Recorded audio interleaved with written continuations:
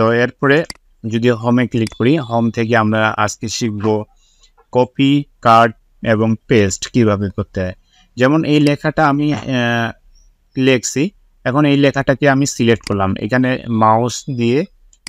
Mouse চেপে ধরে এখানে আমি সিলেক্ট করলাম। সিলেক্ট করার পর এখন আমি যদি এখানে কপিতে ক্লিক করি, কপিতে ক্লিক করার পর এবং নিচে ক্লিক করি, আমি এখান থেকে ক্লিক করে এন্টার করলাম, এন্টার করে এখানে পেস্ট করব। তাহলে পেস্টে যদি আমি ক্লিক করি তাহলে লেখাটি পেস্ট হয়ে যাবে, মানে নকল হয়ে যাবে। কপি থেকে পেস্ট করলাম।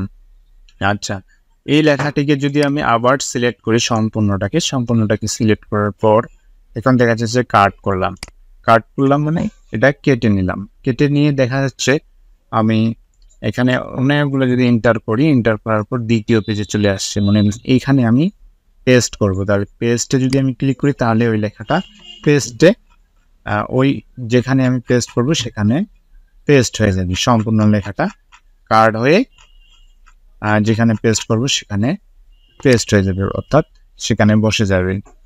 তো এই হচ্ছে কপি এবং পেস্টের কার্ড। আবার এই লেখাটাকে আমরা যদি আবার কিবোর্ড দিয়ে কাট করতে চাই তাহলে Ctrl+X চেপে কাট করলাম।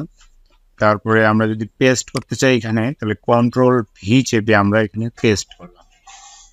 তাহলে কাট অপশনটা আমরা শিখলাম। এবং কপি যদি এটাকে আবার সিলেক্ট করি সম্পূর্ণটাকে এবং Ctrl+C চাপি, এটাকে যদি আমরা সম্পূর্ণ সিলেক্ট করি এবং Ctrl+C চাপি তাহলে এটাকে কপি হয়ে গেল। এবং আমরা যদি এখানে পেস্ট করতে চাই Ctrl+V চেপে পেস্ট করলাম, দেখেন লেখাটা আবার বেড়ে গেছে। এভাবে আমরা কপি এবং পেস্ট করতে পারি। ভিডিওটি কেমন লাগলো কমেন্ট করে অবশ্যই জানাবেন।